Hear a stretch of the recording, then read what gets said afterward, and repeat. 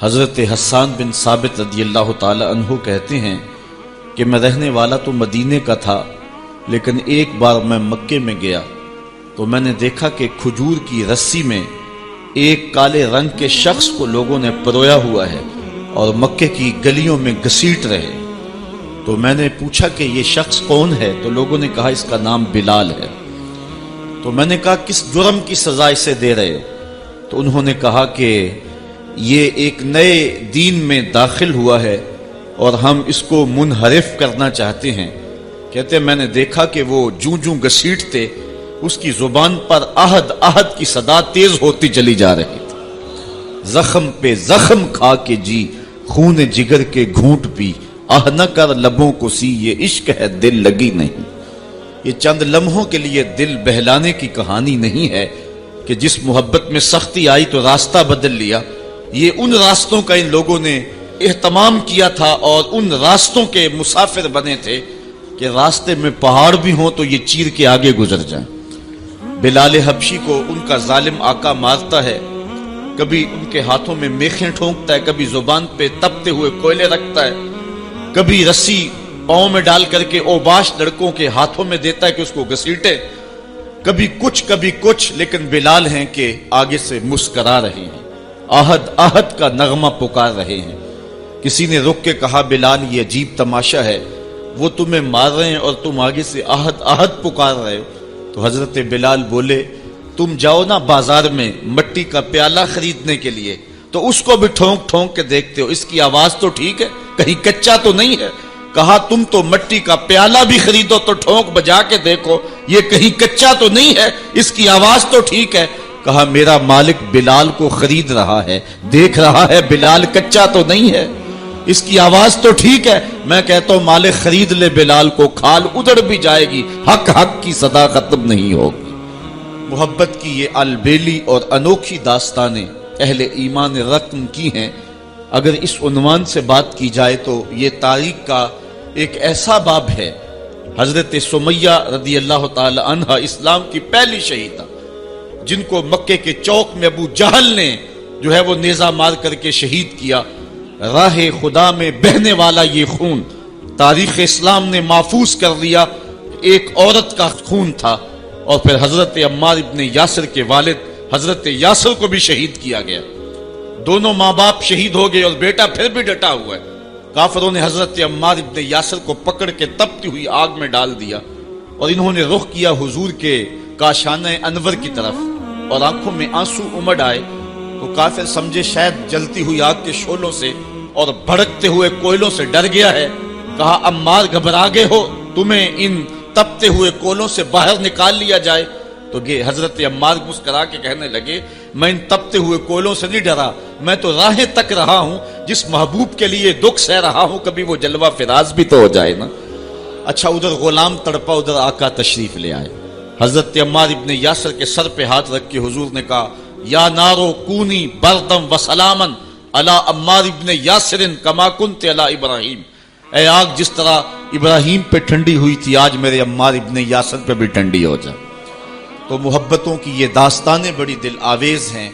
تو اللہ تعالیٰ جل شانہ نے جب اپنے محبوب علیہ السلام کے غلاموں کے ساتھ یہ ہونے والے ظلم اور اس جبر کی رقم ہوتی داستان کو دیکھا تو سورۃ الفجر تب نازل ہوئی تھی۔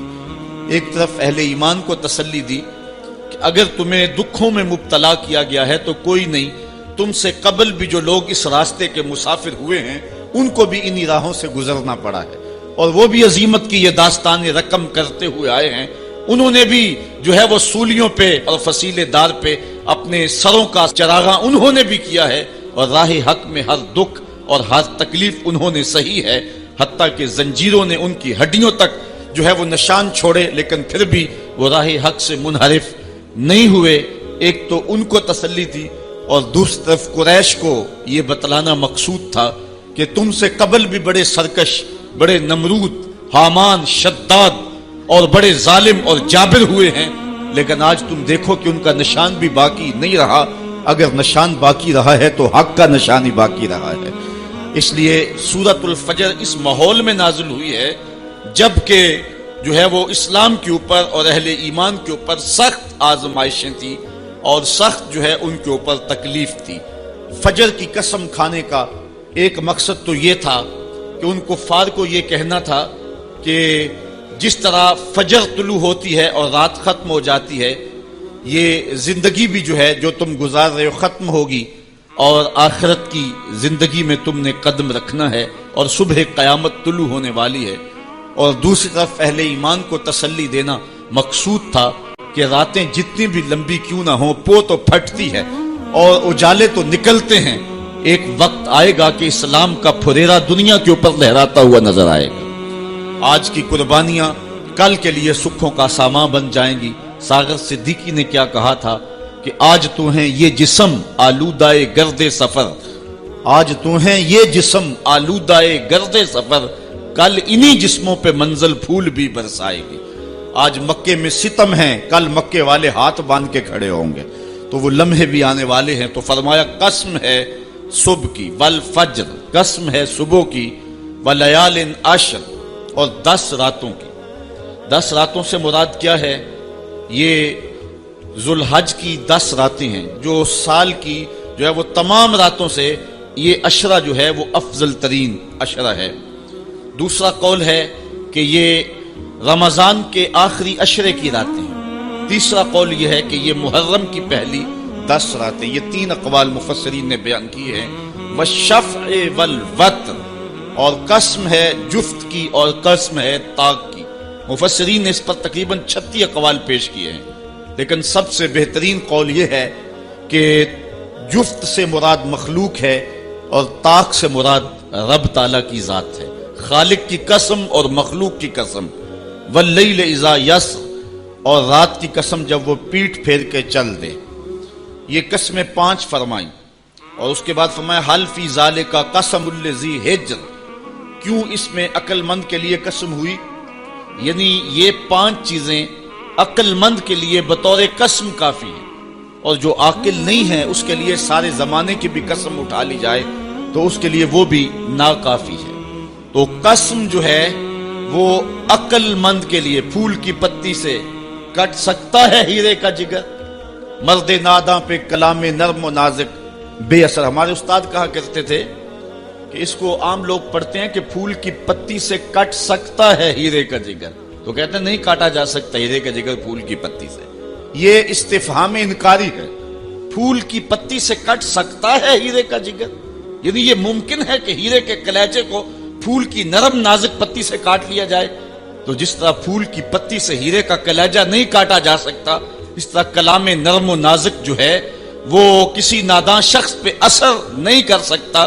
تو اللہ تعالیٰ فرماتا ہے کہ یہ جو قسمیں ہیں یہ عقل مند لوگوں کے لیے جو ہیں وہ نافع ہیں، اور جو بے وقوف ہیں، جو حماقت کے مارے ہوئے ہیں، ان کے لیے اس میں کوئی فائدہ نہیں۔ اسی لیے کہا گیا یضل بہ کثیرا ویہدی بہ کثیرا۔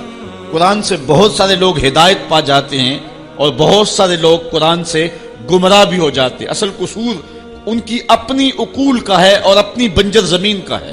12 کے در تبش خلاف نیست، در باغ لالا رویت و در بوم خار و خس۔ یہ بارش برس رہی ہے، سعدی کہتے ہیں کہ تباہ میں مخالفت نہیں رکھتی، لیکن یہی بارش جب گندگی کے ڈھیر پہ ہوتی ہے تو بدبو پھیلتی ہے، تعفن پھیلتا ہے، اور یہی بارش جب باغ میں ہوتی ہے تو باغ کے اندر پھول کھلتے ہیں، گل لالا مہکتا ہے، یاسین اور نسترن کی بہار آ جاتی ہے۔ تو بارش وہی ہے، کہیں گندگی اور بدبو پھیل رہی ہے اور کہیں پھول چٹک رہے ہیں اور کلیاں مہک رہی ہیں۔ قرآن تو اجالا دیتا ہے اور قرآن کی قسمیں من میں یقین اگاتی ہیں، لیکن کچھ لوگ گمراہ ہو جاتے ہیں اور اسی قرآن کو پڑھ کے کچھ لوگ ہدایت کے اجالے پا جاتے ہیں۔ تو کہا کہ یہ جو 5 قسمیں ہیں یہ عاقل لوگوں کے لیے اس میں ہی ہدایت ہے اور اس میں ہی ان کے لیے بہت کچھ ہے۔ جس طرح فجر کے بعد حشرات الارض بلوں سے باہر نکلتے ہیں اور سوئے ہوئے انسان پھر دوبارہ جاگ پڑتے ہیں، زندگی میں ایک دم پھر ایک لرزش پیدا ہوتی ہے اور حیات نو کے آثار پیدا ہوتے ہیں، اس طرح مرنے کے بعد پھر لوگ دوبارہ اٹھائے جائیں گے۔ کافر کہتے تھے کہ ہم یہ بات نہیں تسلیم کرتے کہ بندہ مرنے کے بعد اٹھایا جائے گا۔ سورہ یاسین اٹھائیے، وہ کہتے ہیں کہ جب ہماری ہڈیاں ہو جائیں گی اور ہڈیاں زمین کے اندر گل سڑ کے مل جائیں گی تو پھر ان مردہ ہڈیوں کو کون اٹھائے گا؟ یہ نضر بن حارث نامی ایک شخص تھا جو قبرستان سے کوئی بوسیدہ ہڈی اٹھا لایا اور حضور کے سامنے اس ہڈی کو توڑتا ہے اور اس کے ذرے زمین پہ گرتے ہیں. کہتا ہے کہ ان ہڈیوں کو اٹھایا جائے گا جبکہ یہ بالکل جو ہے وہ ریزہ ریزہ ہو گئی. اللہ تعالیٰ قرآن مجید میں فرمایا کہ یہ کہتے ہیں کہ ان ہڈیوں کو کون دوبارہ زندہ کرے گا؟ تو اللہ تعالیٰ نے قرآن مجید کے اندر جو جواب دیا وہ بڑا خوبصورت ہے.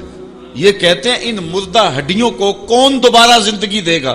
تو اللہ تعالیٰ نے جواب دیا کہ جب یہ ہڈیاں بھی نہیں تھی، جس رب نے اس وقت ہڈیوں کو بھی پیدا کر لیا تو ان کو جوڑنا اس کے لیے کون سا مشکل ہے؟